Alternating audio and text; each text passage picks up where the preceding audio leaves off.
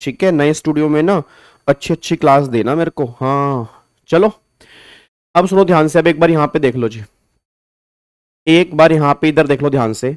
अब पहले ना एक बार समझ लो कि आने वाली क्लासेस का थोड़ा सा शेड्यूल क्या होगा, फिर जो भी एक बार यहाँ पे डाउट वाउट लिख रहे हैं 2 मिनट के लिए रुक जाए, बस 2 मिनट के लिए रुक जाए जी।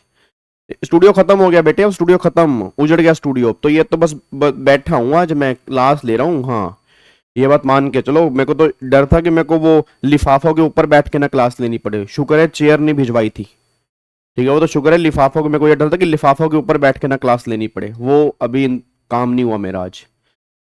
चलो इधर सुनो ध्यान से, एक तो पहले आज हमारी 6 तारीख है, ठीक है, आज हमारी क्लास 1 घंटे की होगी। आज हम वैल्यूएशन वाला चैप्टर रिवाइज करेंगे, वैल्यूएशन में जहां से प्रैक्टिकल क्वेश्चन बनता है वो पोर्शन आज हम सारा का सारा रिवाइज कर लेंगे।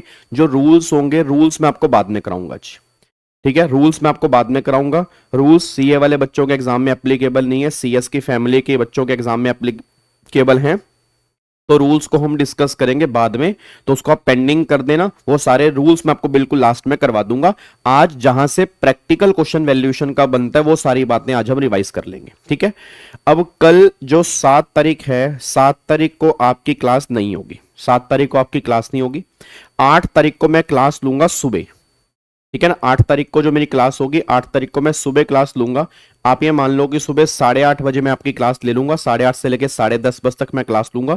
उसके बाद फिर मुझे पुणे के लिए निकलना है, मेरी फ्लाइट है, तो 8 तारीख को तुम्हारी क्लास सुबह 8:30 बजे होगी। तो सारे बच्चों को टाइमिंग बता देना कि 8 तारीख को सुबह क्लास 8:30 बजे होगी, ठीक है। 8 तारीख को सुबह क्लास जो होगी वो 8:30 बजे होगी, क्लियर है, यहां तक क्लियर है। 9 तारीख को संडे है, 9 तारीख को संडे को हमारी क्लास नहीं होगी। 10 तारीख को मैं सुबह पुणे से वापस आऊंगा, तो 10 तारीख को वापस आऊंगा, तो 10 तारीख को आपकी शाम को क्लास होगी। अब होपफुली शाम को जो क्लास होगी 10 तारीख को ना, वो शाम को 6 बजे के राउंड होगी। टाइमिंग एक बार मैं कंफर्म कर दूंगा कि टाइमिंग क्या होगी, बट 10 तारीख को जो क्लास होगी वो शाम को 6 बजे के राउंड होगी, ठीक है जी। फिर 11 तारीख से जो हमारी क्लास की टाइमिंग होगी, 11 तारीख से हमारी क्लास की टाइमिंग जो है वो डेली बेस पे 12:30 बजे है, ठीक है। 11 तारीख को हमारी क्लास की टाइमिंग जो होगी वो डेली बेस पे 12:30 बजे होगी। जितनी भी क्लास हमारी बैलेंस बचेंगी वो 12:30 बजे के अकॉर्डिंग होगी, ये आपका टाइम है जी। क्या इसको लॉक कर सकते हैं जी, ठीक है, पक्का पक्का, क्या इसको लॉक कर सकते हैं? चलो तो यहां तक क्लियर हो गया। 7 तारीख को क्लास नहीं है, 8 तारीख को हमारी सुबह क्लास होगी, 8 तारीख को क्लास होगी हमारी सुबह 8:30 बजे जी। यहाँ पे मैंने टाइमिंग लिख दिया सुबह 8:30 बजे। 9 तारीख को संडे है, संडे को हमारी क्लास नहीं है। 10 तारीख को शाम को होपफुली 6 बजे हमारी क्लास होगी। 11 तारीख से हमारी 12:30 बजे क्लास होगी जी, ठीक है। पुणे में अगर मेरे को मिलने का मौका मिला, मैं पक्का पक्का मिलूंगा, मैं आपको एक बार बता दूंगा, ठीक है। जो बच्चे आसपास के रहते होंगे मुझसे मिल सकते हैं, कोई दिक्कत वाली बात नहीं है। एक बार मैं थोड़ा सा टाइमिंग देख लूंगा। नहीं नहीं नहीं, आज हम वैल्यूएशन करने वाले थे जी, आज हमने वैल्यूएशन का था, वैल्यूएशन आज हम रिवाइज करने वाले हैं, ठीक है ना। आज वाली क्लास में हम वैल्यूएशन रिवाइज करने वाले हैं, और कल वाली क्लास में हमने कॉम्पोजिशन लेवी वाला चैप्टर रिवाइज कर दिया, ठीक है। चलो अब एक बार सारे बच्चे फटाफट से यहाँ पे आ जाओ जी। अब एक बार सारे बच्चे फटाफट से यहाँ पे आ जाओ, इधर देखो ध्यान से, इधर देखो ध्यान से, इधर देखो ध्यान से जी। अब मेरा पूरी क्लास से क्वेश्चन है, अब एक बार ना बिल्कुल शांत हो जाओ, क्योंकि टाइम आज हमारे पास कम है थोड़ा सा, ठीक है ना, टाइम आज हमारे पास थोड़ा सा कम है, तो इसलिए सारे के सारे बच्चे शांत हो जाओ जी।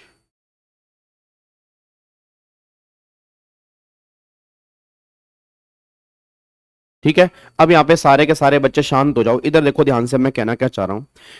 अब यहाँ पे जो हम चैप्टर स्टार्ट करने जा रहे हैं ना, वैल्यूएशन ऑफ सप्लाई का, तो पहले ये समझो कि ये वैल्यूएशन ऑफ सप्लाई के अंदर है क्या। अच्छा ये बात मान के चलो कि जो हमारा पहला क्वेश्चन मैंडेटरी वाला बनता है ना, जो पहला क्वेश्चन मैंडेटरी वाला बनता है उसमें वैल्यूएशन का पार्ट आता है।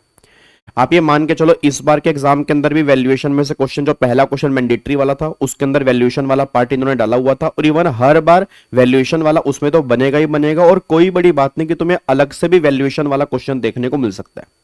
अब बच्चा ये बात कह रहा है, सर एक बात मेरे को बताओ, अब हमें जीएसटी में जो वैल्यू निकालनी है, तो वैल्यू निकालने के लिए हमारे पास सेक्शन कौन सा है? तो जीएसटी में वैल्यूएशन के लिए सेक्शन 15 जो है ना, वो हमारे काम का है। इट मींस अगर हमें जीएसटी में वैल्यू निकालनी है तो वैल्यू जो कैलकुलेट होगी वो सेक्शन नंबर 15 के अंदर कैलकुलेट होगी। तो पहली बात ये दिमाग में डाल के चलो कि जब भी हम वैल्यूएशन लिख के आएंगे तो सेक्शन 15 की रेफरेंस देकर आएंगे। पूरे जीएसटी में सिंगल सेक्शन है वैल्यूएशन का, और कोई सेक्शन वैल्यूएशन का नहीं है। सर अब सेक्शन जो हमारा 15 वैल्यूएशन का है, तो सेक्शन 15 जो वैल्यूएशन का है उसमें टोटल मिला के आपके 5 सब सेक्शन निकल के आते हैं। एक तो यहाँ पे सेक्शन नंबर 15(1) निकल के आता है, एक यहाँ पे 15(2) निकल के आता है, एक यहाँ पे 15(3) निकल के आता है, एक यहाँ पे 15(4) निकल के आता है, एक यहाँ पे 15(5) निकल के आता है।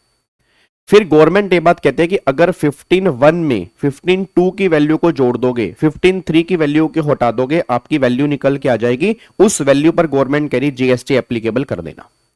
मतलब सिंपल सी वैल्यूएशन निकालने का तरीका क्या है कि 15(1) की वैल्यू निकालो, 15(1) की वैल्यू में 15(2) की वैल्यू को जोड़ दो, 15(3) की वैल्यू को हटा दो, उसके बाद जो आपकी वैल्यू निकल कर आएगी उस वैल्यू पे जीएसटी एप्लीकेबल हो जाएगा।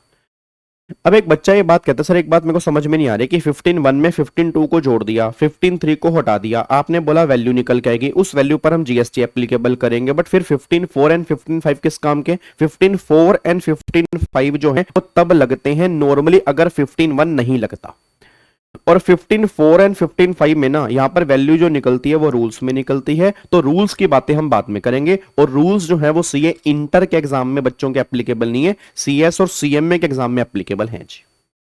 तो मतलब मोटा मोटी ये मान के चलो कि ये तीनों सबसेक्शन जो है वो सबको ही करने हैं, 15(1), 15(2), 15(3 और 99% चांस है क्वेश्चन जो बनेगा प्रैक्टिकल बेस्ड जो बनेगा वो इन्हीं में से बनेगा जी। तो मोटा मोटी 3 सबसेक्शन हमें यहां पे डिस्कस करने हैं। 15(1) हमें यहां पे डिस्कस करना है, 15(2) हमें यहां पे डिस्कस करना है, 15(3) हमें यहां पे डिस्कस करना है। अब एक बात को सोच के बताओ, जो वैल्यू तुम्हारी सेक्शन 15(1) में निकाली, उस 15(1) की वैल्यू में हमने क्या जोड़ देना है? 15(2) को जोड़ देना है और 15(3) को यहां से हटा देना है, तो मैंने बोला कि तुम्हारी वैल्यू आ जाएगी। अब क्वेश्चन बस ये निकल के आ रहा है कि 15(1) का मतलब क्या है, तो गवर्नमेंट कह रही सुनो जी, गवर्नमेंट कह रही सुनो 15(1) का मतलब क्या है। अब गवर्नमेंट ये बात कहती है कि जो तुम्हारी ट्रांजैक्शन वैल्यू होगी ना, उसी वैल्यू को हम तुम्हारी वैल्यू मान लेंगे। अब एक बच्चा कहता है सर ट्रांजैक्शन वैल्यू का मतलब क्या है? ट्रांजैक्शन वैल्यू का मतलब यह कि फॉर एग्जांपल आपने मुझसे पूछा कि सर मेरे को ना आपके टैक्स की क्लास लेनी है, नया बैच कब शुरू होगा? मैंने कहा नया बैच जो होगा फॉर एग्जांपल मान लो मेरा दिसंबर में स्टार्ट होगा या जनवरी में स्टार्ट होगा या मेरा नवंबर में स्टार्ट होगा। आपने बोला साहब फीस कितनी है? मैं कहा फीस पड़ेगी 9,000 रुपए। मैंने आपको 9,000 रुपए बोला, आपने मुझे 9,000 रुपए दिए, that is my transaction value. इस ट्रांजैक्शन वैल्यू पर ही जीएसटी की बातें हो सकती हैं। 15(1) बस इतनी सी बात कह रहा है। 15(1) कह रहा है कि जो गुड्स और सर्विस की सप्लाई हो रही है उसके लिए बायर ने सेलर को कितने रुपए का अमाउंट पे किया या पेबल है, उसी वैल्यू को ट्रांजैक्शन वैल्यू कहते हैं। उस वैल्यू पे जीएसटी एप्लीकेबल हो सकता है। बट गवर्नमेंट ये बात कहती है कि ट्रांजैक्शन वैल्यू को हम वैल्यू तब मानते हैं अगर 2 कंडीशन सेटिस्फाइड होती है। पहली कंडीशन ये निकल के आती है कि बायर और सेलर आपस में रिलेटेड पर्सन नहीं होने चाहिए, और दूसरी कंडीशन ये है कि जो प्राइस चार्ज किया गया हो वो सोल कंसीडरेशन। भाई बायर और सेलर आपस में रिलेटेड पर्सन नहीं है और जो भी प्राइस चार्ज किया गया है वो सोल कंसीडरेशन है। सर सोल कंसीडरेशन का मतलब ये होता है कि 100% पैसा जो है वो मनी फॉर्म में है, कोई पैसा जो है वो नॉन मनी फॉर्म में नहीं है। इट मींस अगर सारा पैसा मॉनिटरी फॉर्म में है और बायर और सेलर रिलेटेड पर्सन नहीं है, तो 15(1) में जो ट्रांजैक्शन वैल्यू होगी ना, उसी वैल्यू को हम तुम्हारी वैल्यू मान लेंगे। बस ये पर ध्यान दो। अब एक बात मेरे को सोच के बताओ, जितने बच्चे मेरे सामने बैठे हैं सारे बच्चे ना 2 मिनट इमेजिन करना, आप 2 मिनट यहां बैठ के सोचना, आप चेक करो आप सब के सब 15(1) में ही कवर होते हो। आप थोड़ा सोचो, 2 मिनट सोचो, 15(1) में सारे कवर होते हो सर? आप सोच के बताओ, जहां पे हम सामान खरीदने जाते हैं वो हमारा रिलेटेड पार्टी होता नहीं, हम पैसे उसको मनी फॉर्म में पे करते हैं, तो ट्रांजैक्शन वैल्यू ही तो वैल्यू बनती है। हमारे फादर की अगर दुकान है, पापा जिसको सामान बेचने हैं वो हमारा कोई नॉर्मली रिलेटेड पार्टी होता नहीं है, और फिर प्राइस जो होता है वो ऑब्वियस सी बात है मनी फॉर्म के अंदर होता है, तो फिर 15(1) की वैल्यू तो बन रही है। तो इसीलिए प्रैक्टिकल लाइफ में 90% केस में 15(1) एप्लीकेबल है, इसीलिए एग्जाम के अंदर भी 15(1), 15(2), 15(3) में से ही क्वेश्चन बनता है।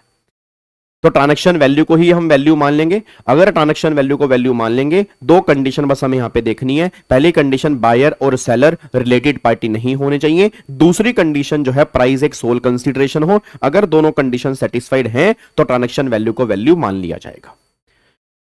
अब एक बच्चा ये बात कहता है सर अगर ट्रांजैक्शन वैल्यू को हम वैल्यू मान लेंगे तो आपने बोला उसमें 15(2) की इंक्लूजन करनी है, तो सर इंक्लूजन कौन कौन सी करनी है? टोटल मिला के हमें 15(2) में 5 इंक्लूजन करनी है।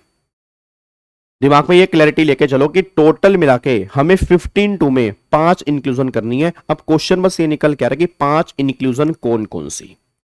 अब गवर्नमेंट ये बात कह रही है कि सबसे पहली इंक्लूजन जो हमें इसके अंदर करनी है, अब गवर्नमेंट कह रही है ऐसा कोई भी टैक्स, ध्यान सुनना, हेलो भाई साहब, ओए ओए इधर, ऐसा कोई भी टैक्स, कोई भी ड्यूटी, कोई भी फीस, कोई भी सेस, कोई भी चार्जेस जो जीएसटी में सबस्यूम नहीं हुआ, उन सबको हम वैल्यू में जोड़ देंगे। मतलब ऐसा कोई भी टैक्स, कोई भी ड्यूटी, कोई भी फीस, कोई भी सेस, कोई भी चार्जेस जो जीएसटी में सबस्यूम नहीं हुआ, मतलब जो जीएसटी में मर्ज नहीं हुआ, उन सबको हम वैल्यू में जोड़ देंगे जी। अब मैं, अब बच्चा कह रहा है सर क्या आप हमें एग्जांपल दे सकते हैं? बिल्कुल दे सकते हैं। जैसे फॉर एग्जांपल कस्टम ड्यूटी। अब कस्टम ड्यूटी आज भी है, कस्टम ड्यूटी जीएसटी में सबस्यूम नहीं हुई है, तो कस्टम को हम वैल्यू में जोड़ देंगे जी। कस्टम को वैल्यू में जोड़ेंगे। और भी कई सारे taxes, for example municipal tax है, प्रॉपर्टी टैक्स है, स्टैंप ड्यूटी है, परचेज टैक्स हो गया, तो और भी कई सारे टैक्स हैं जो भी जीएसटी में सबस्यूम नहीं हुए हैं, तो जो जो सबस्यूम नहीं हुए हैं उनको हम वैल्यू में जोड़ेंगे। 15(1) ये बात कह, 15(2) ये बात कह रहा है। अब एक बच्चा ये बात कर रहा है सर उनको हम वैल्यू में क्यों जोड़ेंगे? क्योंकि उसका हमें आईटीसी नहीं मिलता। भाई आईटीसी किसका मिलेगा? जीएसटी का। जब इनका मुझे आईटीसी नहीं मिलता तो फिर गवर्नमेंट कह रही है इनको हमें वैल्यू में जोड़ना पड़ेगा, बस ये पर ध्यान दो। तो 15(1) में 15(2) के 5 आइटम जोड़ेंगे। पहली आइटम ये निकल के आ रही है कि ऐसा कोई भी टैक्स, कोई भी ड्यूटी, कोई भी फीस, कोई भी सेस, कोई भी चार्जेस जो जीएसटी में सबस्यूम नहीं होगा, उसको हम वैल्यू में जोड़ देंगे। सेकंड, गवर्नमेंट ये बात कहना चाह रही है, सेकंड इंक्लूजन कौन सा होगा? सेकंड गवर्नमेंट कह रही है ऐसा कोई खर्चा जो एक्चुअल में ना सप्लायर का था। अब ऐसा कोई खर्चा जो सप्लायर का था बट सप्लायर के बिहाफ पे रिसीवर ने पे कर दिया। भाई ऐसा खर्चा जो सप्लायर का था बट उसके बिहाफ पे रिसीवर ने पे कर दिया, तो फिर गवर्नमेंट ने बोला वो सारे के सारे खर्चे हमें वैल्यू में जोड़ने पड़ेंगे।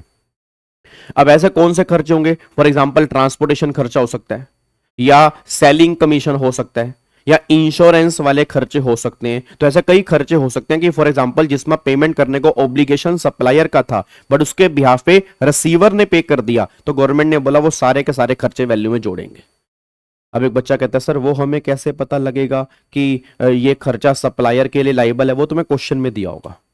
वो ये बोलेगा कि सेलर है, ये गुड्स ट्रांसपोर्ट करवाने की रिस्पॉन्सिबिलिटी सेलर की है, ठीक है, और इसके पैसे हैं 1000 रुपए, बट ये 1000 रुपए सेलर ने बायर से ले लिए, तो सेलर के पैसे ऑब्लिगेशन सेलर का बायर से ले लिए, तो ये 1000 रुपए वैल्यू में जोड़ने पड़ेंगे। इसको जोड़ के फिर हमारी वैल्यू निकल के आएगी, बस ये पर ध्यान दो।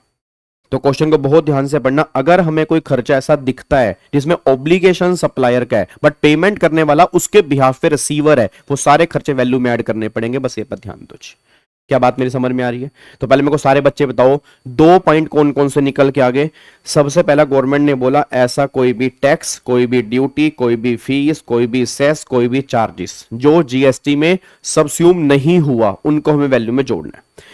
दूसरा, गवर्नमेंट ने बोला कि अगर कोई ऐसा एक्सपेंडिचर है जिसमें ऑब्लिगेशन सप्लायर का है बट पेमेंट कौन कर रहा है? रिसीवर, उसके बिहाफ पे, तो फिर वो सारे के सारे खर्चे वैल्यू में जोड़ देंगे। तीसरा खर्चा, गवर्नमेंट ये बात कहना चाह रही है कि अगर कोई भी इंसिडेंटल खर्चे हैं या एंसिलरी खर्चे हैं जो सप्लाई से रिलेटेड हैं, मतलब कोई भी इंसिडेंटल खर्चे या एंसिलरी खर्चे जो सप्लाई से रिलेटेड हैं, वो सारे के सारे वैल्यू में जोड़ देंगे। सर ऐसे कौन कौन से खर्चे हैं? पैकिंग कॉस्ट हो गया, रीपैकिंग कॉस्ट हो गया, लेबलिंग कॉस्ट हो गया, वारंटी चार्जेस हो गया, इंस्पेक्शन चार्जेस हो गया, कमीशन हो गया, ट्रांसपोर्टेशन हो गया, इंश्योरेंस हो गया। ये सारे के सारे खर्चे सप्लाई से रिलेटेड ही तो हैं। अब अगर ये सारे के सारे खर्चे सप्लाई से रिलेटेड हैं, हमें क्वेश्चन में पैकिंग कॉस्ट दी है, हमें क्वेश्चन में स्पेशल पैकिंग कॉस्ट दी है, हमें क्वेश्चन में मान लो वारंटी चार्जेस दिए हैं, हमें क्वेश्चन में इंस्पेक्शन चार्जेस दिए हुए हैं, हमें क्वेश्चन में ट्रांसपोर्टेशन कॉस्ट दी है, हमें क्वेश्चन में इंश्योरेंस वाले खर्चे दिए हैं, ये सारे के सारे खर्चे इंसिडेंटल हैं, ये सारे के सारे खर्चे वैल्यू में जोड़ने पड़ेंगे। क्या बात मेरी समझ में आ रही है? तो गवर्नमेंट ये बात कहना चाह रही है कि भैया ये चीजें जो हैं वो हमें इंक्लूजन में लेके आनी है कि ऐसा कोई खर्चा जो इंसिडेंटल है, जो एंसिलरी है, जो सप्लाई से रिलेटेड है, उसको हमें वैल्यू में जोड़ के चलना है। ये पॉइंट गवर्नमेंट यहां पे कहना चाह रहा है। फोर्थ गवर्नमेंट क्या कह रही है? फोर्थ गवर्नमेंट कह रही है कि जो आपने मान लो फॉर एग्जांपल पेमेंट करनी है, अब पेमेंट करने में ना आपने डिले कर दिया, आपने पेमेंट करने में डिले कर दिया और उस डिले पेमेंट पे एक इंटरेस्ट लग रहा है, उस डिले पेमेंट पे पेनल्टी लग रही है। अब अगर डिले पेमेंट पे इंटरेस्ट लग रहा है, डिले पेमेंट पे पेनल्टी लग रही है, तो वो इंटरेस्ट और पेनल्टी को भी हमें वैल्यू में जोड़ना पड़ेगा। उसको वैल्यू में जोड़ने के बाद फिर जो वैल्यू आएगी उस वैल्यू पर जीएसटी की बातें करेंगे, बस ये पर ध्यान दो। मतलब इंटरेस्ट और पेनल्टी फॉर डिले पेमेंट उसको भी हमें वैल्यू में जोड़ना है, और फिर जोड़ने के बाद जो वैल्यू आएगी उस वैल्यू पर जीएसटी एप्लीकेबल करना है, बस ये पर ध्यान दो। तो पॉइंट नंबर 4 ये बात कहता है कि अगर कोई इंटरेस्ट है, अगर कोई पेनल्टी है, डिले पेमेंट के लिए है, तो ये डिले पेमेंट के लिए जो होगा इसको भी हमें वैल्यू में जोड़ना पड़ेगा। इसके बाद हम यहां पे जीएसटी एप्लीकेबल करेंगे, बस ये पर ध्यान दो। ठीक है, अब एक बार मेरे को पहले ये बताओ, 4 खर्चे बताओ कौन कौन से हैं, क्योंकि 5वां खर्चा थोड़ा सा कॉम्प्लिकेटेड है, उसमें हमें टाइम लगेगा। पहले मेरे को ये बताओ 4 खर्चे कौन कौन से आ रहे हैं, मतलब 4 इंक्लूजन कौन कौन से आ रहे हैं, पहले मेरे को ये बताओ। पहला इंक्लूजन ये निकल के आ रहा है कि भैया ऐसा कोई भी, हाँ जी सारे बच्चे बोलना, ऐसा कोई भी टैक्स, कोई भी ड्यूटी, कोई भी फीस, कोई भी चार्जेस, कोई भी सेस जो जीएसटी में सबस्यूम नहीं हुआ उसको हमें वैल्यू में जोड़ना है। पहला तो ये हो गया जी, पहला तो ये निकल के आ गया कि ऐसा कोई भी टैक्स, कोई भी ड्यूटी, कोई भी फीस, कोई भी सेस, कोई भी चार्जेस जो जीएसटी में सबस्यूम नहीं हुआ उसको हमें वैल्यू में जोड़ना है। दूसरा फिर यहां पे सेकंड गवर्नमेंट ये बात कहना चाह रही है कि ऐसा expenditure, obligation of supplier met by recipient, obligation of supplier met by recipient, वो सभी के सभी एक्सपेंडिचर यहां पे ऐड हो जाएंगे। थर्ड फिर गवर्नमेंट ये बात कहना चाह रही है कि एनी इंसिडेंटल और ancillary expenditure related to supply, any incidental और ancillary expenditure related to supply उसको हमें वैल्यू में यहां पे जोड़ना है। पॉइंट 4 फिर यहां पे गवर्नमेंट ये बात कहना चाह रही है 4 पॉइंट के अंदर कि इंटरेस्ट और पेनल्टी फॉर डिले पेमेंट जो अगर होगा, इंटरेस्ट और पेनल्टी इसको भी हमें वैल्यू में जोड़ना पड़ेगा। ये पॉइंट यहां पे निकल के आ रहे हैं। क्या बात मेरी समझ में आ रही है? पक्का पक्का जी। सर अगर ट्रांसपोर्टेशन कॉस्ट दी है और कुछ नहीं बोला कि ऑब्लिगेशन सप्लाई, तो ऐड तो करना ही है भाई। अगर सप्लायर का ऑब्लिगेशन है, पेमेंट की है रिसीवर ने, तो पॉइंट 2 में ऐड होगा। और अगर ऑब्लिगेशन सप्लायर का है, पेमेंट भी सप्लायर ने की है, तो भी ऐड होगा, पॉइंट 3 में ऐड होगा। ऐड तो ट्रांसपोर्टेशन कॉस्ट होनी है, कुछ केस में 2 में होनी है, कुछ केस में 3 में होनी है, भाई सिंपल सी बात है। बस हमें यह देखना है कि अगर ऑब्लिगेशन उसका है, पेमेंट की है सामने वाली ने, तो 2 में ऐड करनी है।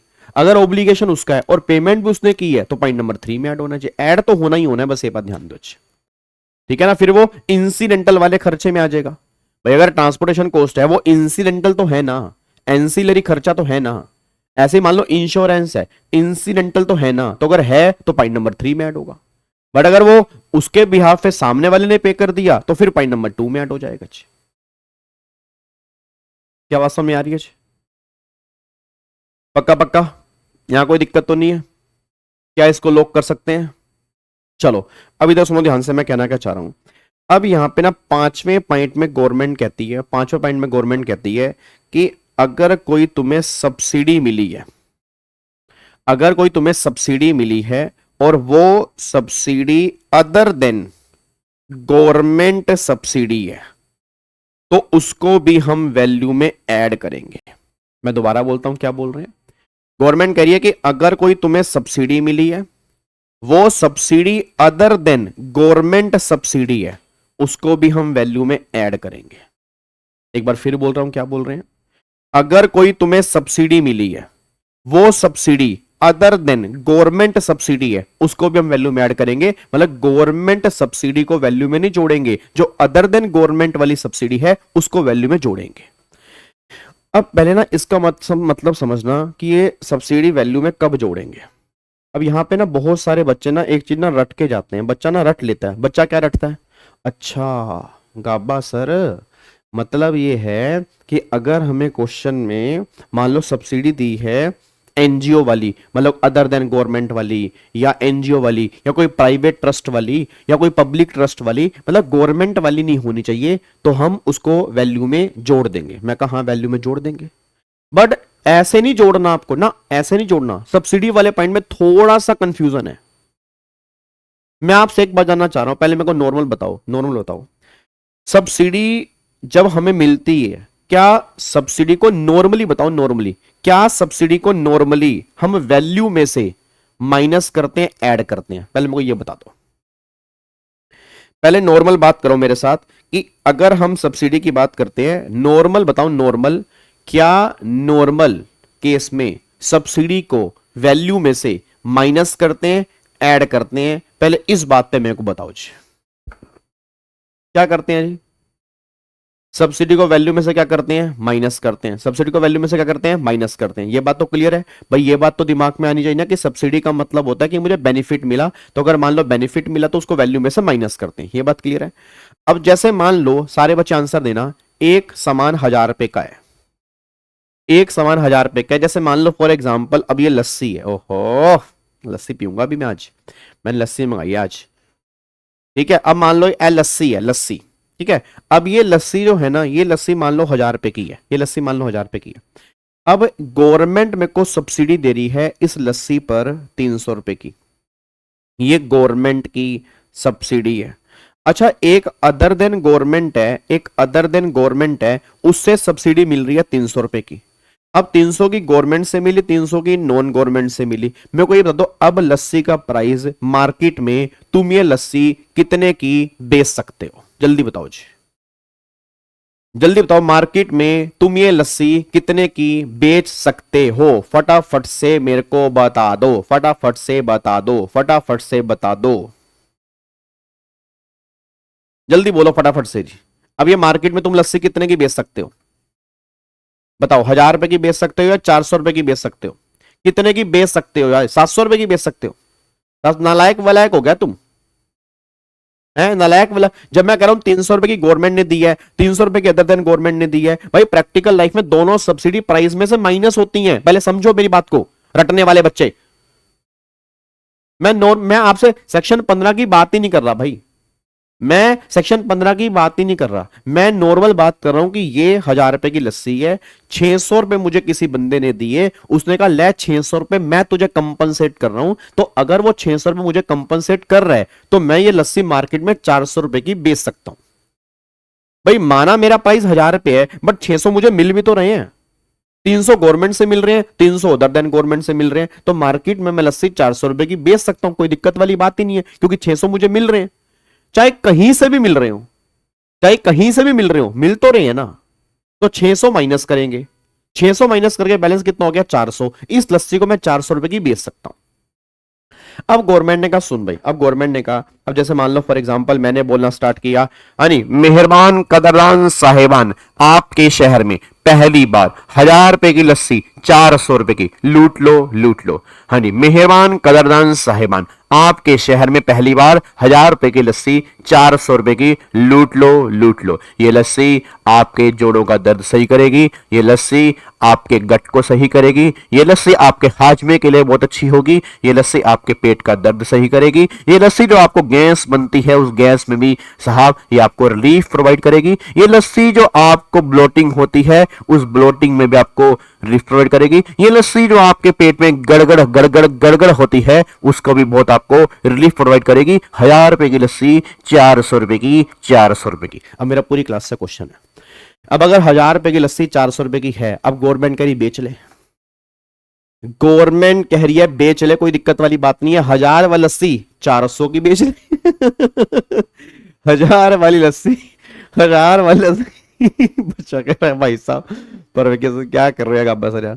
तो ये लस्सी जो है, ये लस्सी जो है 400 रुपए की गवर्नमेंट कह रही बेच ले। अब गवर्नमेंट कह रही अगर तू 400 रुपए की लस्सी बेचेगा, सुने, अगर तुम 400 रुपए की लस्सी बेचेगा तो बेच तू 400 की लस्सी, बट हम जीएसटी 400 पे नहीं लेंगे।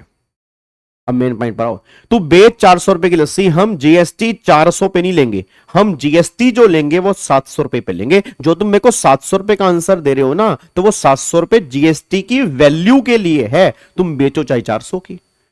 भाई गवर्नमेंट करी माना तेरे को 600 मिले, माना तो 400 रुपए की लस्सी बेच रहा है, बट हम जो जीएसटी लेंगे वो 700 पर लेंगे। मैं कहा गवर्नमेंट कैसे, मतलब 700 पर कैसे लेंगे? गवर्नमेंट ने कहा सुन, जो ये 400 रुपए की तू लस्सी बेच रहे हैं ना, इस 400 में हम वो सब्सिडी जोड़ देंगे। मैं दोबारा बोलूंगा, जीएसटी में मतलब गवर्नमेंट ये बात कहना चाह रही है, हम इस 400 में वो सब्सिडी जोड़ देंगे। कौन सी सब्सिडी? जो अदर देन गवर्नमेंट वाली होगी उसको हम यहां पे जोड़ देंगे, तो जो वैल्यू आएगी उस वैल्यू पे जीएसटी की बातें होंगी। तो मतलब गवर्नमेंट ने क्या बोला, 400 में 300 रुपए जोड़ दिए, प्राइस यहां पे 700 रुपए आ गया, तो 700 रुपए के ऊपर जीएसटी की बातें होंगी, बस ये पर ध्यान दो। आई होप आपको मेरी बात समझ में आ रही है। अब मेरे को एक बात बताओ, सारे बच्चे सोच समझ के बताना, ये 400 में 300 मैंने क्यों जोड़े? सारे बच्चे बोलना, ये 400 में 300 मैंने क्यों जोड़े? क्या मैं ये कह सकता हूं, मेरे को सोच के बताओ, क्या मैं कह सकता हूं ये 400 रुपए का प्राइस नेट ऑफ सब्सिडी है? मेरे को आंसर देते रहो बस। क्या ये 400 रुपए का प्राइस नेट ऑफ सब्सिडी है? बोलो फटाफट से बोलो, क्या 400 का प्राइस नेट ऑफ सब्सिडी है? फटाफट से बोल दो। हाँ हाँ, मजा आ रहा है, हाय हाय हाय, लस्सी। ये पता लगे पढ़ाते पढ़ाते सो ही ना जाऊं। हैं? लस्सी के बाद नींद भी आती है ना। जल्दी बोलो फटाफट से, क्या ये 400 रुपए का प्राइस नेट ऑफ सब्सिडी है? बिल्कुल जी, नेट ऑफ सब्सिडी है। अच्छा, क्या मैं कह सकता हूं इस 400 में सब्सिडी जो है वो एडजस्ट हो चुकी है? बताओ बताओ, शाबाश शाबाश शाबाश, बताते रहो। क्या मैं कह सकता हूं कि इस 400 में सब्सिडी एडजस्ट हो चुकी है? बिल्कुल कह सकते हो। तो क्या मैं कह सकता हूं ये 400 रुपए का प्राइस आफ्टर कंसीडर सब्सिडी है? ये भी बता दो मेरे को। क्या मैं कह सकता हूं कि 400 रुपए का प्राइस ऐसे ही मतलब आफ्टर कंसीडर ऑफ सब्सिडी है? यस कह सकता हूं। तो मैं आपसे बस एक बात जानना चाह रहा हूं, मैं आपसे बस एक बात जानना चाह रहा हूं, सारे के सारे बच्चे मुझे आंसर दे देना कि ये अगर 400 रुपए का प्राइस नेट ऑफ सब्सिडी है, या ये सब्सिडी एडजस्टेड प्राइस है, या ये आफ्टर कंसीडरिंग सब्सिडी है, तभी आप यहां पे 400 रुपए में 300 रुपए जोड़ रहे हो। तो मेरे को बस एक बात बता देना, अगर तुम्हारे एग्जाम में क्वेश्चन आ जाए कि इस 400 में ये सब्सिडी एडजस्ट नहीं है, ये 300 वाली सब्सिडी नॉन गवर्नमेंट वाली एडजस्ट नहीं है, तो क्या करोगे बताओ? क्या करोगे बताओ? देखो, अगर एडजस्ट है तो फिर तो हमने जोड़ दिया, अगर वो कह दे कि 400 में ये 300 वाली सब्सिडी एडजस्टेड नहीं है, तो बताओ क्या करोगे?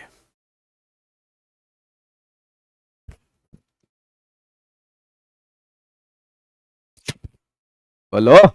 मैं तब क्या देख रहे हो भाई? नजर लगा रहे हो क्या?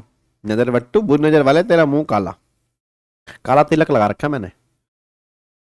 हाँ, क्या करोगे? कुछ भी नहीं करेंगे, कुछ भी नहीं करेंगे। माइनस मत कर देना, माइनस मत कर देना, कुछ भी नहीं करेंगे। बताओ क्यों नहीं करेंगे? कुछ भी क्यों नहीं करेंगे? अरे भाई, अगर इस 400 में 300 एडजस्टेड नहीं है, एडजस्टेड ना होने का मतलब माइनस नहीं है, तो माइनस नहीं है तो अच्छी बात है ना, माइनस हमें करने भी नहीं है। हम ऐड कब कर रहे हैं? हम ऐड कब कर रहे हैं? जब माइनस कर दिए। जब माइनस ही नहीं किए तो ऐड क्यों करेंगे? तो ये छोटी छोटी बातें तुम एग्जाम में बहुत ध्यान से करके आना। मैं इसलिए कह रहा हूं तुम पेपर में गलती करके आओगे। अगर गवर्नमेंट कह दे कि ये प्राइस नेट ऑफ सब्सिडी है, अगर गवर्नमेंट कह दे ये प्राइस नेट ऑफ सब्सिडी है, फिर गवर्नमेंट कह रही है उसमें ऐड करना है। बट अगर गवर्नमेंट ये बात कह रही है कि ये नेट ऑफ सब्सिडी है ही नहीं, इस प्राइस में सब्सिडी एडजस्टेड ही नहीं है, फिर गवर्नमेंट कह रही कुछ नहीं करना, बस ये पर ध्यान दो। क्या बात मेरी समझ में आ रही है? तो मेरे को सारे बच्चे बोल दो, सारे बच्चे बोल दो, नॉन गवर्नमेंट वाली सब्सिडी को आप वैल्यू में कब जोड़ोगे? बस ये बता दो जी, नॉन गवर्नमेंट वाली सब्सिडी को आप वैल्यू में कब जोड़ोगे? मेरे को सारे बच्चे बस इसका आंसर दे दो, नॉन गवर्नमेंट वाली सब्सिडी को आप वैल्यू में कब जोड़ोगे जी? जल्दी बोल दो फटाफट से जी। नॉन गवर्नमेंट वाली सब्सिडी को वैल्यू में कब जोड़ोगे आप? जल्दी बता दो फटाफट से जी।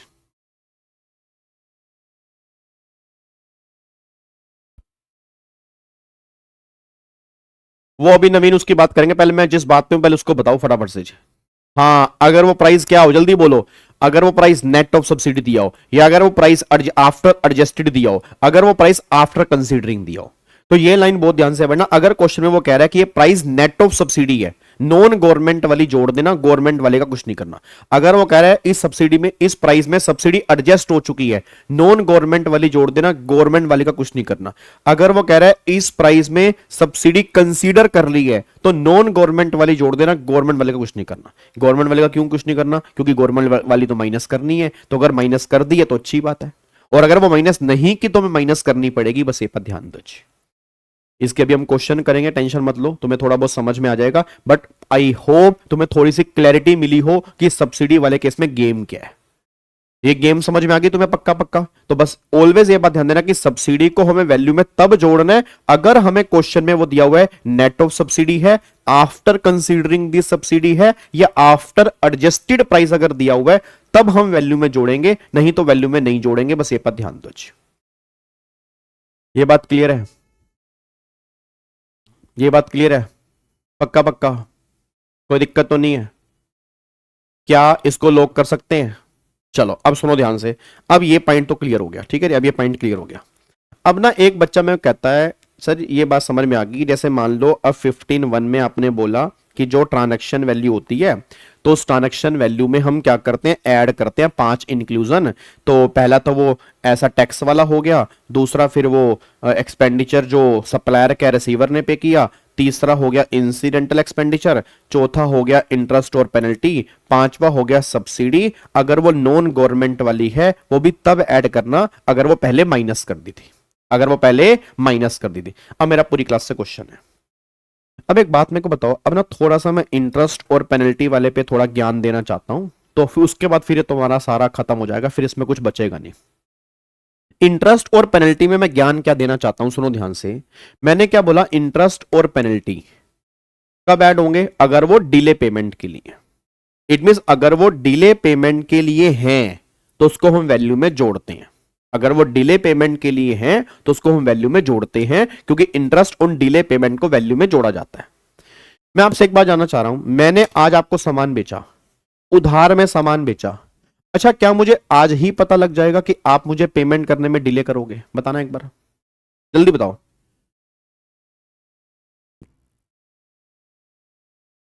जल्दी बोलो। Study with Mahi, trips, tax other than GST, recipient paid on behalf of supplier, incidental charges, P मतलब penalty, subsidy other than government. अच्छा ये अच्छा है यार, अच्छा है।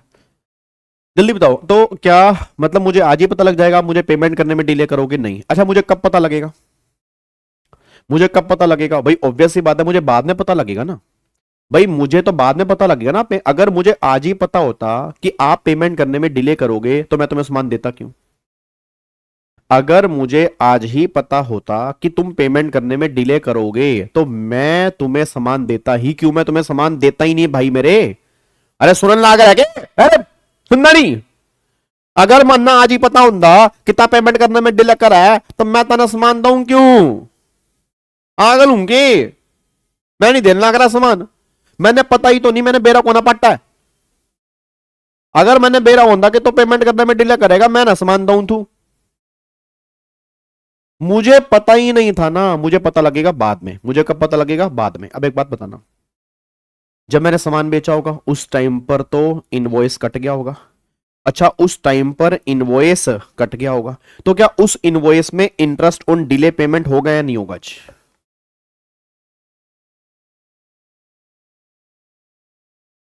जल्दी बताओ, फटाफट से बताओ।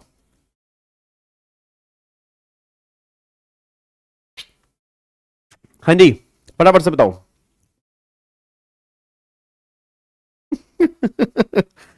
जल्दी बताओ फटाफट से, मेरे को ये बता दो, क्या उसमें इंटरेस्ट और पेनल्टी, क्या उसमें इंटरेस्ट और पेनल्टी जो है क्या उसमें ऐड होगा? उस टाइम नहीं होगा, उस टाइम ऐड ही नहीं होगा ना, क्योंकि जब मुझे पता ही नहीं है तो उस टाइम पर जो मैंने इनवॉइस इशू किया होगा उसमें इंटरेस्ट और पेनल्टी तो ऐड नहीं होगा। अच्छा आपको नहीं लग रहा फिर इंटरेस्ट और पेनल्टी बाद में आएगा जब पेमेंट में डिले करोगे? तो बच्चा कह रहा है सर फिर क्या करेंगे? अभी तो आपने बोला वैल्यू में जुड़ेगा। बिल्कुल जुड़ेगा, बिल्कुल जुड़ेगा मेरे बच्चे। कैसे जुड़ेगा? क्योंकि सर इनवॉइस तो पहले कट चुका होगा। तो याद करो, तुमने जीएसटी पहली बार तो नहीं पढ़ रहे है ना, पहली बार नहीं पढ़ रहे ना, रेगुलर बैच में पढ़ा हुआ है ना आपने। हाँ हाँ बोलो हाँ। तो याद करो वहां पर मैंने कॉन्सेप्ट तुम्हें बताया था डेबिट नोट वाला, वहां पर मैंने डेबिट नोट वाला कॉन्सेप्ट बताया था। और डेबिट नोट वाले के अंदर मैंने कहा था कि अगर तुम्हारा इनवॉइस पहले कट चुका है और अगर इनवॉइस में वैल्यू बढ़ानी है तो वैल्यू बढ़ाने के लिए डेबिट नोट इशू करेंगे। अगर इनवॉइस पहले इशू हो चुका है उसमें वैल्यू बढ़ानी है तो वैल्यू बढ़ाने के लिए हम डेबिट नोट इशू करेंगे। तो यहां पे इस पोर्शन के लिए, इंटरेस्ट वाले पोर्शन के लिए बाद में डेबिट नोट इशू करना पड़ेगा। बस ये पर ध्यान दो जी। तो प्रैक्टिस, वैसे बच्चा कहता है सर एग्जाम में तुम्हें कुछ नहीं, एग्जाम में तुम्हें वैल्यू में जोड़ के आना है। मैं तुम्हें प्रैक्टिकली बता रहा हूं कि प्रैक्टिकली इंटरेस्ट इनवॉइस में कभी ऐड नहीं होता, क्योंकि इनवॉइस तो उस टाइम का होता है। तो इंटरेस्ट जो होता है वो डेबिट नोट के थ्रू उसको बढ़ाया जाता है और उस पर जीएसटी लगता है। ये बात क्लियर है? पक्का पक्का, यहां तक कोई दिक्कत तो नहीं है। अब एक पॉइंट और सुन लो, एक पॉइंट और सुन लो। अब जो यहां पर डेबिट नोट के थ्रू इसको हमने जोड़ा, उस पर जीएसटी लगा। अब कई बार ना क्वेश्चन में ना ऐसा दिया होता है कि सप्लायर ने जो लेट पेमेंट का इंटरेस्ट था ना, वो उसने वेव्ड ऑफ कर दिया, वेव्ड ऑफ, माफ कर दिया। अब बताओ क्या वैल्यू में जोड़ेंगे? अगर क्वेश्चन में दिया हुआ इंटरेस्ट वेव ऑफ कर दिया, वेव ऑफ, वेव ऑफ, माफ कर दिया, माफ कर दिया, जा छोड़, तूने माफ कर दिया, बताओ, अब बताओ वैल्यू में जोड़ेंगे? जल्दी बोलो। अब अगर मान लो वेव ऑफ कर दिया, वेव ऑफ कर दिया, वेव ऑफ, तो क्या वैल्यू में जोड़ेंगे? नहीं जोड़ेंगे, फिर नहीं जोड़ेंगे। लाइक नहीं करते, इनके हाथ दर्द हो रहे हैं, टुंडे हैं ये ऐसे ऐसे, इनके लाइक नहीं होते इनसे। 2 लाख अगर दिसंबर से पहले सब्सक्राइबर नहीं हुए ना, फिर देख लेना तुम, ये पता लगेगा कि हमारे बीच में क्या कनेक्शन है। ये सब चिट्ठे खुलेंगे, ध्यान रखना।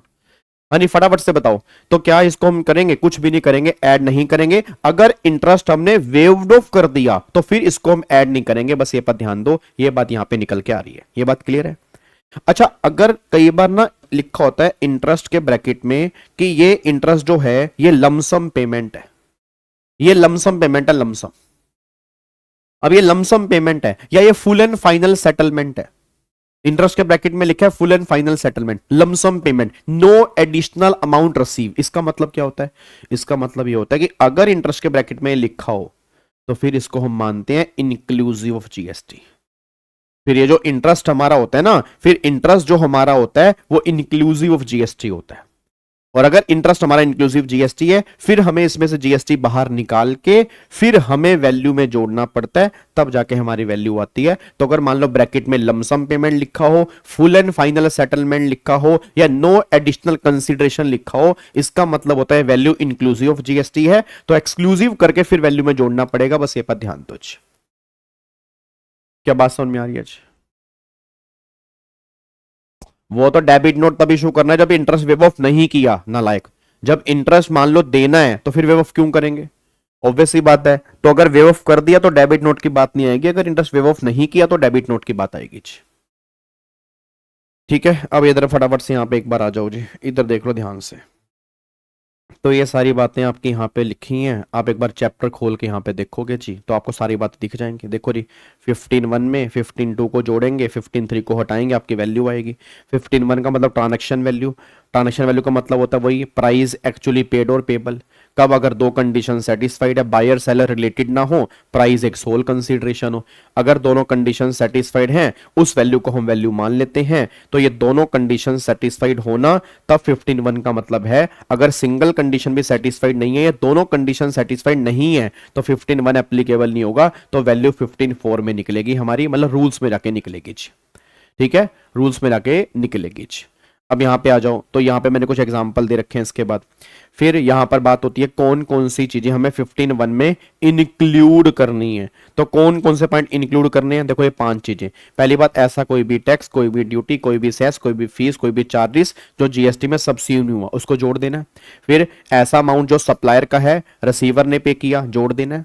फिर कोई इंसिडेंटल एंसिलरी खर्चे सप्लाई से रिलेटेड, वो जोड़ देने हैं। Interest, late fees, penalty, delay payment वाली, वो जोड़ देनी है। और अगर सब्सिडी, अगर मान लो सब्सिडी प्राइस से लिंक है, अदर देन गवर्नमेंट है, तो मैं जोड़ देना। ऑब्वियस सी बात है, कोई सब्सिडी अगर इस प्राइस से लिंक ही नहीं है तो क्यों जोड़ेंगे भाई? वो सब्सिडी इस प्राइस से लिंक होनी चाहिए ना भाई। अगर मान लो मैं बेच रहा हूं फॉर एग्जांपल लस्सी, सब्सिडी मेरे को मिली है मोबाइल के लिए, तो उस मोबाइल की सब्सिडी का इस लस्सी से क्या लेने देना? तो उसको नहीं जोड़ेंगे। जो लस्सी से रिलेटेड सब्सिडी होगी उसका ट्रीटमेंट यहां पे होगा। बस ये पर ध्यान दो। मॉड्यूल में है भाई, मेरे मॉड्यूल में है यार, मॉड्यूल में सारे चैप्टर में बिना मॉड्यूल के कुछ नहीं करा रहा। मॉड्यूल में सारे चैप्टर हैं, मॉड्यूल के बिना मैं कुछ नहीं करा रहा, मॉड्यूल में है। आप अगर ध्यान से देखोगे मॉड्यूल में मिल जाएगा। अब एक बार यहां पे आ जाओ जी। अब ये पॉइंट क्लियर करने के बाद अब एक मैं आपको सब्सिडी वाला पॉइंट बता रहा था। इस पीडीएफ का नाम है जीएसटी हैंड रिटन के नाम से। इस पीडीएफ का नाम जो है वो जीएसटी हैंड रिटन के नाम से है। चलो एक बार ऐसा करो, पहले ये तुम्हें अगर क्वेश्चन दिख रहा है तो एक क्वेश्चन मुझे साथ साथ करके दिखाना, ये तुम्हें समझ में आ रहा हो। एक बार देखना यहां पर जी क्वेश्चन, एक बार क्वेश्चन देखो जी, फटाफट से करो।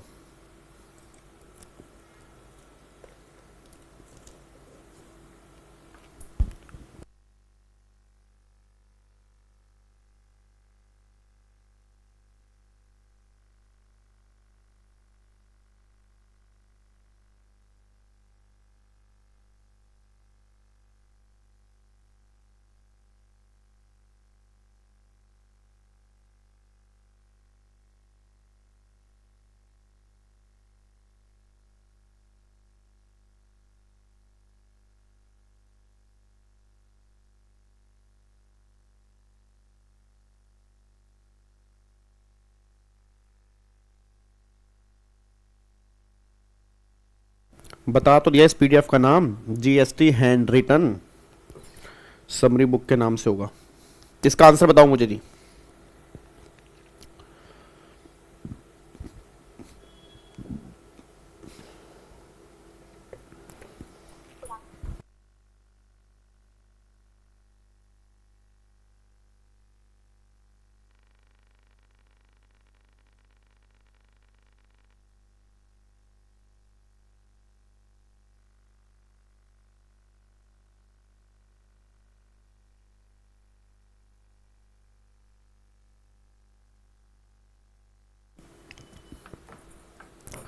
हाँ जी,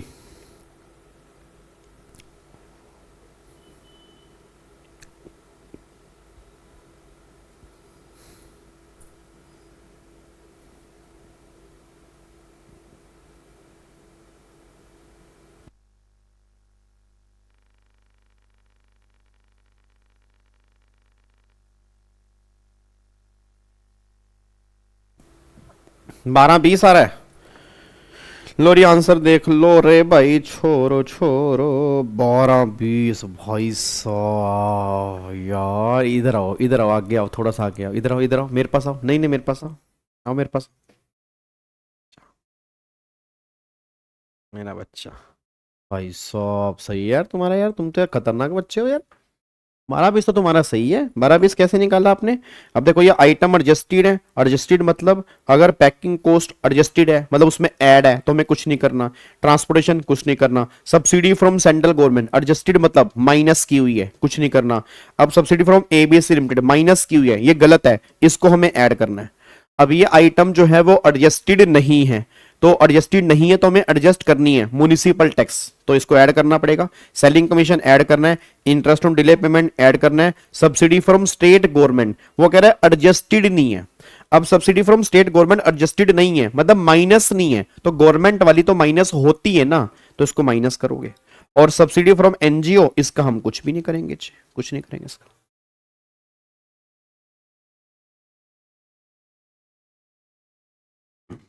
लो जी धन जी, कोई दिक्कत तो नहीं है? कोई प्रॉब्लम हो तो बता दो जी। वो तो साइलेंट आगे रख के आएगा, इंक्लूसिव एक्सक्लूसिव वाला, बट आपको मैंने कहा कि एग्जाम के लिए आप कोई भी कर सकते हो, ठीक है। वो आगे रख के आएगा, इसके नीचे वो पॉइंट आएगा जी, बट एग्जाम के पॉइंट ऑफ व्यू से आप कोई भी कर सकते हो, कोई दिक्कत वाली बात नहीं है जी, ठीक है। चलो अब यहाँ पे एक बार इधर देखो ध्यान से। अब मैं तुम्हें एक आधा क्वेश्चन और देता हूँ, फिर इसके बाद हम माइनस वाला पॉइंट करेंगे, डिस्काउंट वाला। ये लो, अब इसका आंसर दो फटाफट से।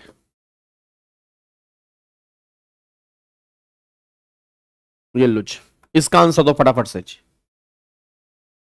जल्दी करो फटाफट से, टाइम नहीं है मेरे बच्चों आज मेरे पास। क्या बाउंसर हो गया आयुष, इसमें है क्या नालायक? इसमें क्या हुआ मेरे बच्चे, बाउंसर क्या हो गया? बताओ क्या दिक्कत आ रही है इसके अंदर, बताओ।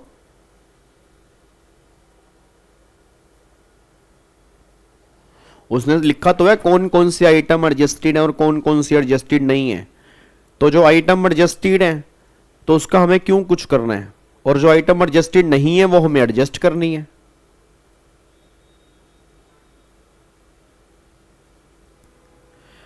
हाँ तो मेरे बच्चे हेमंत एबीसी लिमिटेड वाली सब्सिडी ऐड इसलिए हो गई क्योंकि वो एडजस्टेड है। एडजस्टेड मतलब माइनस है ना, आपको भी तो मैंने 15 मिनट लगा के एक बात समझाई कि अगर सब्सिडी के बारे में एडजस्टेड वर्ड लिखा हो तो एडजस्टेड का मतलब होता है माइनस, और अगर सब्सिडी के अलावा जो बाकी खर्चे हैं उनके लिए अगर एडजस्टेड वर्ड लिखा हुआ है तो उनके लिए एडजस्टेड का मतलब होता है ऐड। तो सब्सिडी तो माइनस होती है ना, तो अगर एडजस्टेड वर्ड लिखा हुआ है तो एडजस्टेड का मतलब तो यह कि सब्सिडी माइनस हो गई है। हाँ जी बताओ जी, आंसर क्या आएगा?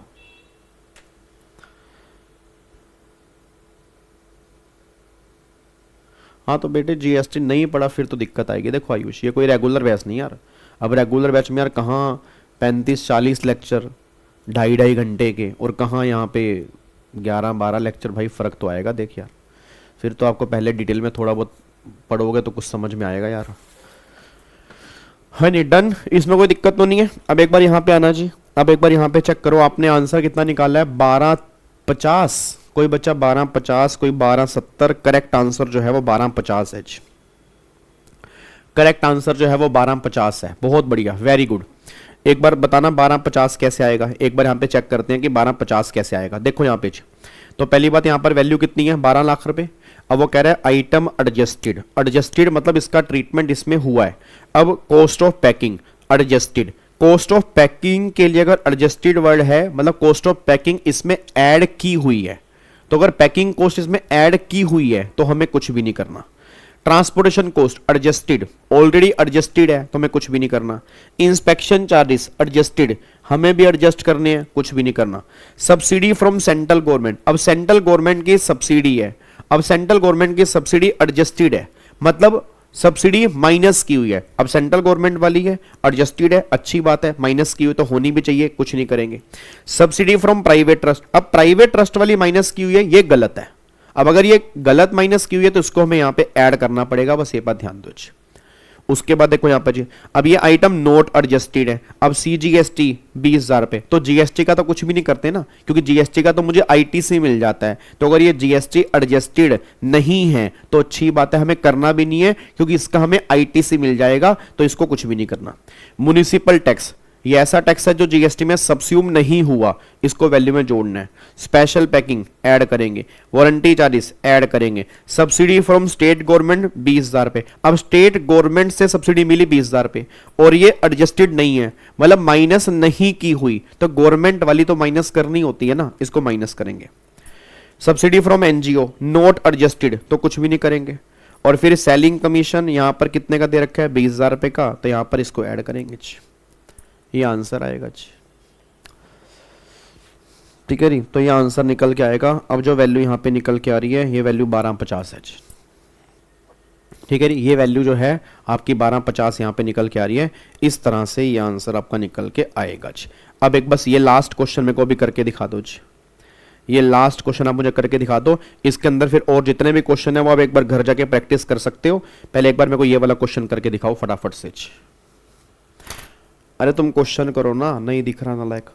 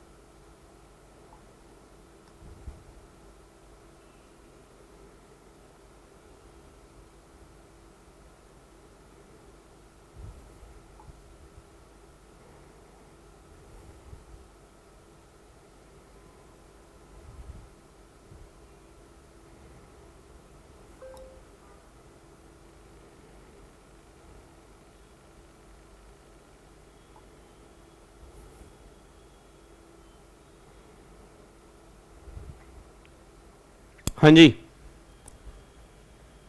स्टेट गवर्नमेंट वाली माइनस करनी पड़ेगी ना। स्टेट गवर्नमेंट वाली अगर एडजस्टेड नहीं है मतलब माइनस नहीं की हुई तो हमें माइनस करनी है, हमें माइनस करनी है।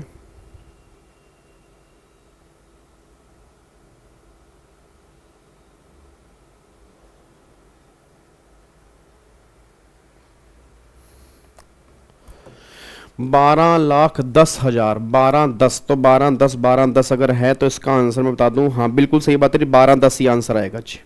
इसका आंसर जो है 12,10 ही बनेगा, बिल्कुल परफेक्ट आंसर है। अच्छा 12,10 अब कैसे आएगा, इधर देखो ध्यान से, 12,10 यहाँ पे कैसे आएगा। अब यहाँ पे चेक करना, 12 लाख की वैल्यू है। अब आइटम एडजस्टेड, अब ये इंस्पेक्शन चार्जेस एडजस्टेड मतलब उसमें ऐड किए हुए हैं तो हमें ऐड ही करने हैं, तो कुछ नहीं होगा इसका जी, इसका हमें कुछ नहीं होगा। उसके बाद cost of packing, cost of packing add की हुई है तो हमें कुछ नहीं करना। Subsidy from central government adjusted मतलब माइनस की हुई है, तो अगर माइनस की तो हमें कुछ नहीं करना। सब्सिडी फ्रॉम प्राइवेट ट्रस्ट, अब प्राइवेट ट्रस्ट वाले इन्होंने एडजस्टेड मतलब क्या की हुई है, इन्होंने माइनस, तो हमें ऐड करना पड़ेगा ये वाला, बस ये पर ध्यान दो जी। उसके बाद यहां पे देखो जी, अब आइटम नोट एडजस्टेड, कौन कौन से आइटम नोट एडजस्टेड हैं। अब वारंटी चार्जेस नोट एडजस्टेड, मतलब हमें यहां पे ऐड करना पड़ेगा।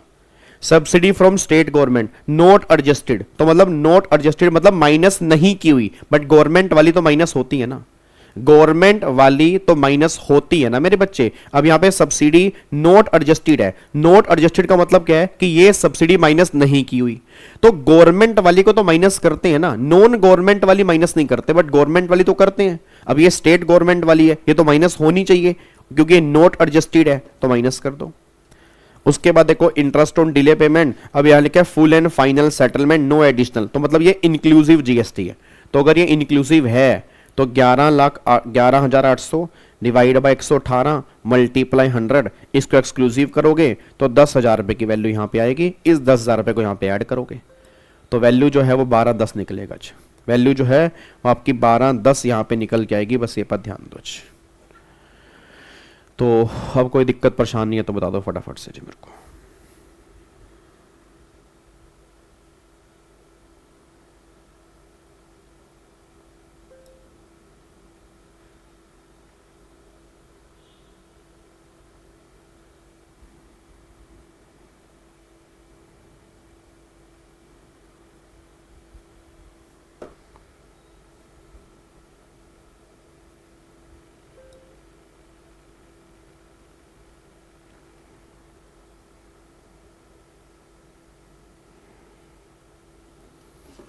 हाँ जी, डन, लॉक कर दे जी। चलो जी, तो आई थिंक अब आपको यहां पे समझ में आ रहा है। अब यहां पे और भी एग्जांपल आपको दिए हुए हैं, तो और भी एग्जांपल आप यहां से इसमें से ट्राई कर सकते हैं। अब मैं यहां पे एक पॉइंट पे आ रहा हूं, अब यहां पे आ जाओ सेक्शन नंबर। अच्छा देखो, ये आपको मैंने बता दिया था जी। अब देखो इनवॉइस वैल्यू का मतलब क्या होता है, इनवॉइस वैल्यू मतलब जो उस टाइम पर होता है। अब उस टाइम पर इंटरेस्ट तो होता नहीं ना, देखो उस वैल्यू में इंटरेस्ट पेनल्टी को हम ऐड नहीं करते, इंटरेस्ट पेनल्टी को हम डेबिट नोट के थ्रू करते हैं।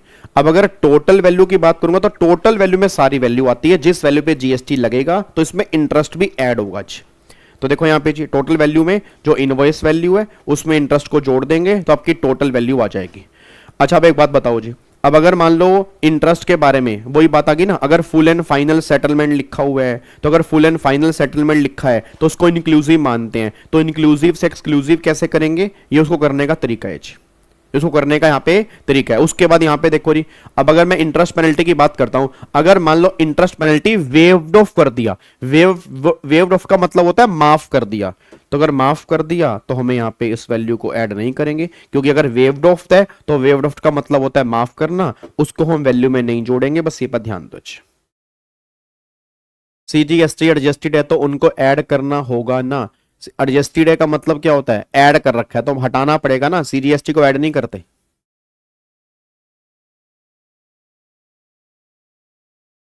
ऐसे ही क्वेश्चन आएंगे जी, ऐसे ही क्वेश्चन एग्जाम के अंदर आते हैं जी। बट बेटे क्या रट लोगे क्या इस क्वेश्चन को, रट नहीं सकते तुम।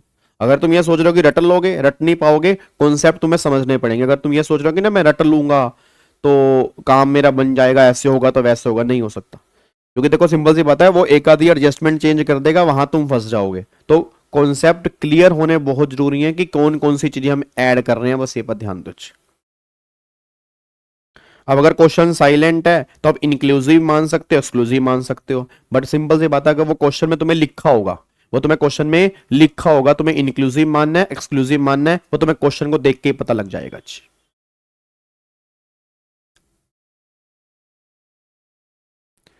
सब्सिडी का क्रक्स लिखा हुआ है यहां पे जी, सब्सिडी का क्रक्स लिखा है यहां पे, मैं आपको बता दूं सब्सिडी का क्रक्स ऊपर लिखा हुआ है। आप अगर ऊपर नोट्स चेक करोगे ना, मैंने पूरा सब्सिडी का क्रक्स लिखवा रखा है कि अगर सब्सिडी के बारे में एडजस्टेड लिखा है तो सब्सिडी का ट्रीटमेंट क्या होगा, अगर सब्सिडी के बारे में नोट एडजस्टेड लिखा है तो सब्सिडी का ट्रीटमेंट क्या होगा। आप अगर नोट चेक करोगे उसमें लिखा हो। अबे मेरे नालायक यार तुम, मेरे को एक तो समझ नहीं आती, तुम पहली बार पढ़ रहे हो क्या है। इधर देखो ध्यान से, सब कुछ लिखा हुआ है। अब तुम नोट्स है तो पहली बार खोल के देख रहे हो, मेरे को ऊपर आके फिर तुम्हें दिखाना पड़ रहा है। पूरा का पूरा क्रक्स ऊपर लिखा हुआ है, आप जाके देखो तो सही। ये देखो ये लिखा हुआ, लो ये लो, बस। और दोबारा लिखवा दूं, ये देखो लिखा तो है, अगर एडजस्टेड है या नॉट एडजस्टेड है। अब अगर एडजस्टेड है गवर्नमेंट वाली तो कुछ नहीं करेंगे, नॉन गवर्नमेंट वाली को ऐड करेंगे, और अगर नॉट एडजस्टेड है तो गवर्नमेंट वाली को माइनस करेंगे, इसका हम कुछ भी नहीं करेंगे, लिखा तो हुआ है। प्रेजेंटेशन टेबल फॉर्म में होगी जी, प्रेजेंटेशन जो है वो टेबल फॉर्म में होगी, इसी तरह की टेबल फॉर्म में होगी जी।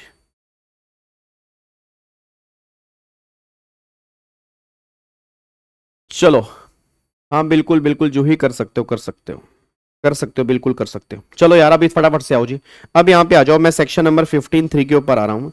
अब 15.3 जो हमारा है ना, 15.3 हमारा है डिस्काउंट का जी। अब 15.3 जो है वो हमारा डिस्काउंट का है। अब एक बात मेरे को सोच के बताना, डिस्काउंट को हम वैल्यू में से माइनस करते हैं, डिस्काउंट को क्या करते हैं, डिस्काउंट को हम वैल्यू में से माइनस करते हैं। अब बच्चा ये बात कहता है सर कौन सा डिस्काउंट माइनस करते हैं, मतलब ट्रेड डिस्काउंट माइनस करते हैं, कैश डिस्काउंट माइनस करते हैं, कौन सा डिस्काउंट? तो गवर्नमेंट ये बात कहती है हम सभी डिस्काउंट माइनस करते हैं, हम सभी तरह के डिस्काउंट माइनस करते हैं, बस वो डिस्काउंट इनमें कवर होने चाहिए। पहला डिस्काउंट एक तो होता है प्री सप्लाई डिस्काउंट और एक होता है post supply discount.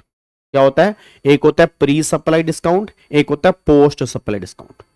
Pre supply discount का मतलब ये होता है कि ऐसा डिस्काउंट जो तुम्हें सप्लाई से पहले ही पता है, और जब इनवॉइस इशू किया जाएगा वो डिस्काउंट इनवॉइस में मेंशन होगा, तो ऑटोमेटिकली वो साथ के साथ माइनस हो जाएगा। भाई प्री सप्लाई का मतलब क्या है? मान लो फॉर एग्जांपल मैंने दुकान के बाहर एक बोर्ड लगाया हुआ है 50% ऑफ, 20% ऑफ, 40% ऑफ, ये सभी के सभी डिस्काउंट जो है ना ये प्री सप्लाई डिस्काउंट है। ये पहले से मुझे पता है और मैं इनवॉइस के अंदर मेंशन भी करूंगा, ये सभी डिस्काउंट प्री सप्लाई डिस्काउंट है, इसमें कोई दिक्कत नहीं है। फिर सेकंड डिस्काउंट जो होता है वो होता है post supply discount. Post supply का मतलब क्या होता है कि ऐसा डिस्काउंट जो मुझे पता तो है सप्लाई से पहले, मुझे पता है कि मुझे मिलेगा, बट ये मिलेगा बाद में। मतलब सप्लाई से पहले या सप्लाई के टाइम पर मुझे पता है कि ये डिस्काउंट मुझे मिलेगा, बट मिलेगा कब? सप्लाई होने के बाद। सर मतलब समझा नहीं, मतलब ये जैसे मान लो मैंने बोला कि एक महीने में अगर 1 लाख क्वांटिटी बेच दोगे तो मैं तुम्हें 20% एडिशनल डिस्काउंट दूंगा, that is post supply discount. फिर मैंने तुम्हें बोला कि अगर तुम एक महीने में 1 करोड़ रुपए की सेल करोगे तो मैं तुम्हें 10% एडिशनल डिस्काउंट दूंगा, पोस्ट सप्लाई डिस्काउंट है। अगर आप 100 आइटम खरीद लोगे तो मैं तुम्हें 5% एडिशनल डिस्काउंट दूंगा, तो मुझे पता पहले से है, बट मिलेगा कब? वो काम होने के बाद। तो गवर्नमेंट ये बात कह रही है कि ऐसा डिस्काउंट जो तुम्हें पहले से पता है बट मिलेगा तुम्हें सप्लाई होने के बाद, उसको बोलते हैं पोस्ट सप्लाई। तो सर क्या ये दोनों डिस्काउंट माइनस होते हैं? बिल्कुल होते हैं। प्री सप्लाई भी माइनस होता है, पोस्ट भी माइनस होता है, बट पोस्ट माइनस करने के लिए 2 कंडीशन है। पहली कंडीशन सप्लाई से पहले पता हो, दूसरी कंडीशन ये है उस पोर्शन का तुमने आईटीसी रिवर्स कर दिया हो। भाई जो डिस्काउंट वाला पोर्शन है उसने पोर्शन का जो तुमने आईटीसी क्लेम किया था वो आईटीसी तुमने अपनी बुक से हटा दिया हो, तब वो डिस्काउंट माइनस होगा, नहीं तो नहीं होगा जी। इसका मतलब समझो, एक बार पहले यहां पे देखो जी, एक तो होता है प्री सप्लाई जी, एक होता है आपका प्री सप्लाई, देखो बिफोर और at the time of supply, इसको प्री सप्लाई बोलते हैं। एक होता है पोस्ट सप्लाई। पोस्ट सप्लाई में वही, एक तो पहले से पता हो, प्राइस से लिंक हो, और उतने पोर्शन का आईटीसी जो है अपने रिवर्स कर दिया। अब मुझे पता है कि आपको क्या समझ नहीं आया, आपको आईटीसी वाला पॉइंट समझ नहीं आया, मुझे पता है, क्योंकि मुझे एक ही पॉइंट है और कोई दिक्कत इसमें है ही नहीं जी। अब आईटीसी वाला पॉइंट है क्या, मैं तुम्हें क्लियर कर देता हूं, दोस्तों ध्यान से। आईटीसी वाला पॉइंट है क्या? मैं एक आइटम तुम्हें 500 रुपए की बेच रहा हूं, अब सारे बच्चे कान खोल के सुन लेना। आइटम 500 रुपए की बेच रहा हूं, एक सामान है 500 रुपए का बेच रहा हूं।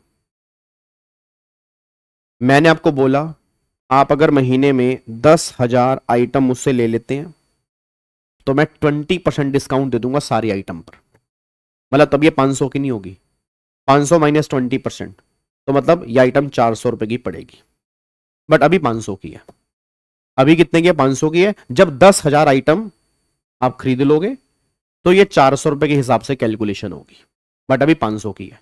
मेरे को सारे बच्चे बोल दो 10,000 सामान तक जो इनवॉइस काटेगा सेलर, वो 500 के हिसाब से काटेगा या 400 के हिसाब से काटेगा, बस मेरे को ये बता दो।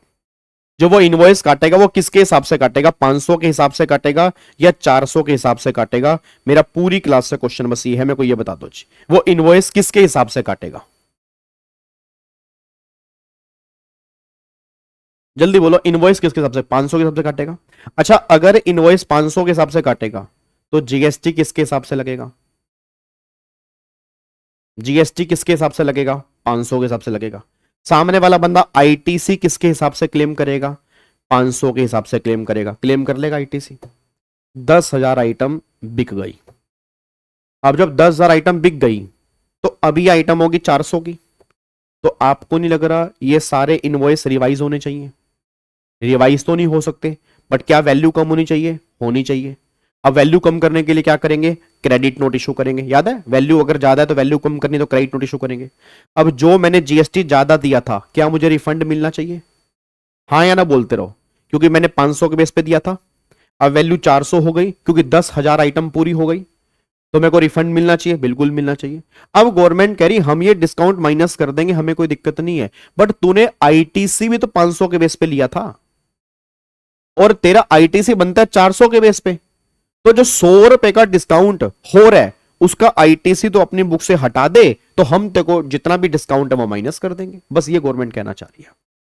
भाई गवर्नमेंट कह रही हमें कोई प्रॉब्लम नहीं है, हम रिफंड कर देंगे तेरा जीएसटी, हम 400 के बेस पे जीएसटी लेंगे, बट आईटीसी भी तो तू 400 के बेस पे लेगा, तू 500 के बेस पे क्यों लेगा आईटीसी बता? जब 400 का प्राइस हो गया तो उतने पोर्शन का आईटीसी रिवर्स कर दे, हम वो डिस्काउंट माइनस कर देंगे, हमें कोई दिक्कत नहीं है। गवर्नमेंट बस ये बात कहना चाह रही है।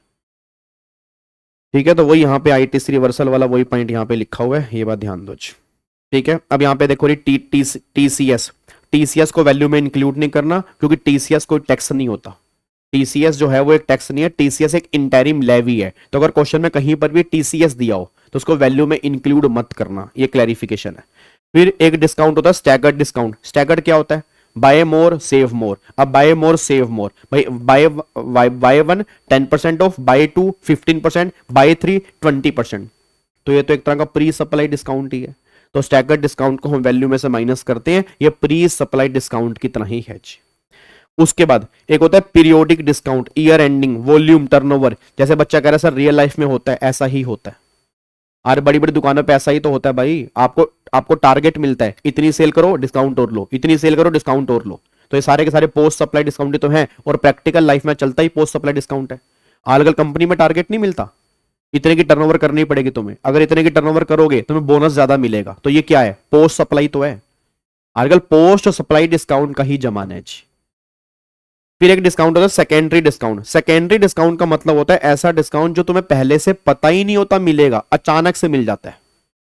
अब मेरे को उम्मीद नहीं थी मैं तुम्हें पहले से डिस्काउंट दूंगा, बट तुम्हारी परफॉर्मेंस इतनी अच्छी थी, उस परफॉर्मेंस को देख के मैं तुम्हें एडिशनल डिस्काउंट देना चाह रहा हूं, उसको सेकेंडरी डिस्काउंट बोलते हैं। गवर्नमेंट के इसको वैल्यू में से माइनस नहीं करेंगे क्योंकि ये डिस्काउंट पहले से पता ही नहीं था। अब अगर डिस्काउंट पहले से पता ही नहीं था तो हम ये डिस्काउंट माइनस ही नहीं करेंगे, क्योंकि डिस्काउंट माइनस होता ही तब है जब पहले से पता होना चाहिए। तो अगर क्वेश्चन में सेकेंडरी डिस्काउंट दिया हुआ है या ऐसा डिस्काउंट जो पहले से नोट नोन था, उसको वैल्यू में से माइनस नहीं किया जाएगा जी। ठीक है, और फिर यहाँ पे लास्ट पॉइंट आता है जी नो क्लेम बोनस। अब ये नो क्लेम बोनस क्या होता है जी? आपको याद करो मैंने रेगुलर बैच के अंदर बताया था, माइनस नहीं करना टीसीएस को, ना माइनस करना ना ऐड करना है, टीसीएस को इग्नोर करना है, टीसीएस को इग्नोर करना है। ये नो क्लेम बोनस क्या होता है याद करो, मैंने आपको क्लास के अंदर बताया था। जैसे नो क्लेम बोनस यार, जैसे मान लो आपने गाड़ी का इंश्योरेंस लिया है। अब गाड़ी का इंश्योरेंस लिया है और आपने उस इंश्योरेंस का क्लेम नहीं लिया क्योंकि गाड़ी ठुकी नहीं। अब गाड़ी ठुकी नहीं, आपने कोई क्लेम लिया नहीं, तो कंपनी वाले को फायदा हो गया ना। कंपनी वाले को फायदा हो गया, अगली बार जब तुम इंश्योरेंस करवाते हो तो जो तुमने इस साल क्लेम नहीं लिया उसका तुम्हें अगली बार डिस्काउंट एक्स्ट्रा मिलता है, उसका तुम्हें अगली बार डिस्काउंट एक्स्ट्रा मिलता है। बात समझ में आ रही है? तो गवर्नमेंट ये बात कह रही है कि मान लो तुमने कोई क्लेम नहीं किया, ये तो हमारे लिए अच्छा हो गया, ये फायदा हो गया, तो अगली बार तुम्हें एडिशनल डिस्काउंट मिलेगा, उसको बोलते हैं नो क्लेम बोनस। तो क्या वो नो क्लेम बोनस भी वैल्यू में से माइनस होगा? बिल्कुल होगा, ये तो डिस्काउंट ही है, ये तो सबको पता होता है, ये तो सप्लाई से पहले ही पता होता है कि अगर हम क्लेम नहीं लेंगे तो अगली बार हमें नो क्लेम बोनस मिलेगा। तो गवर्नमेंट ने कहा no claim bonus is just like a discount, तो जब भी ये मिलेगा तो उसको वैल्यू में से माइनस करके फिर जीएसटी लगेगा। तो देखो इसको हम वैल्यू में इंक्लूड नहीं करेंगे, बस ये पर ध्यान दो। ठीक है, तो ये पॉइंट यहां पे निकल के आ रहा है। अब जाके यहां तक हमारा पॉइंट खत्म हो जाता है जी। ठीक है जी, अब जाके इसमें अब रूल्स नहीं है, रूल्स हम बाद में डिस्कस करेंगे। अब एक बार आप काम करोगे, अभी अभी अभी अभी अभी करोगे, अभी 15 मिनट बैठो, फटाफट से दोबारा से नोट्स पढ़ लो। ठीक है, इसमें जो क्वेश्चन बचे हुए हैं वो क्वेश्चन अभी कर लो, क्वेश्चन बैंक में से या तो बुक या उसमें से क्वेश्चन ट्राई करने उसमें से कर लो, चैप्टर कंप्लीट करो। 15 से 20 मिनट और बैठ जाओ, 1 बजे 1:30 बजे तक अभी इस चैप्टर के ऊपर बैठे रहो, और 1:30 बजे अपना उठ जाना, लंच वंच कर लेना, इस चैप्टर को पूरा पैक करके उठना। अभी अभी तुरंत रिवीजन कर लोगे, चैप्टर और अच्छे से पक्का हो जाएगा। इस तरह से काम करते हैं। मैंने कराया, आधा घंटा और पढ़ा, 2 बार रिवीजन, काम खत्म। तुम भूल ही नहीं पाओगे कभी। ये नहीं कि मैंने खत्म कर दिया तुम भी खत्म, ना ना ना, आधा घंटा और दिया करो हमेशा, बस ये पर ध्यान दो। हाँ हाँ, तो प्रियंका मैंने रूल्स रेगुलर बैच में करवाए हुए हैं, ऐसा मैंने रूल्स एक भी नहीं छुड़वाया। मैंने ये कहा भी नहीं क्वेश्चन नहीं बना, मैंने कहा बहुत रेयरली क्वेश्चन बनता है, और मैंने क्लास में क्वेश्चन दिखाया भी था, क्वेश्चन बना था, रूल नंबर 32 का क्वेश्चन बना हुआ है। तो करेंगे हम, टेंशन मत लो जी। ठीक है, अब नेक्स्ट क्लास में जो हम टॉपिक करेंगे, नेक्स्ट क्लास में हमारी, अब नेक्स्ट क्लास कब होगी जी? नेक्स्ट क्लास होगी 8 तारीख को। 8 तारीख को जो हम टॉपिक करेंगे, place of supply. Place of supply वाला टॉपिक करेंगे। ठीक है, प्लेस ऑफ सप्लाई वाला टॉपिक करेंगे, बस ये पर ध्यान दो। ठीक है, ओके जी, bye bye, tata, thank you so much, जय हिंद। सारे बच्चे लाइक करो, कमेंट करो, शेयर करो, हर बच्चे के पास ये वीडियो होनी चाहिए, ये बैच होना चाहिए, बस ये पर ध्यान दो। ठीक है, थैंक यू सो मच।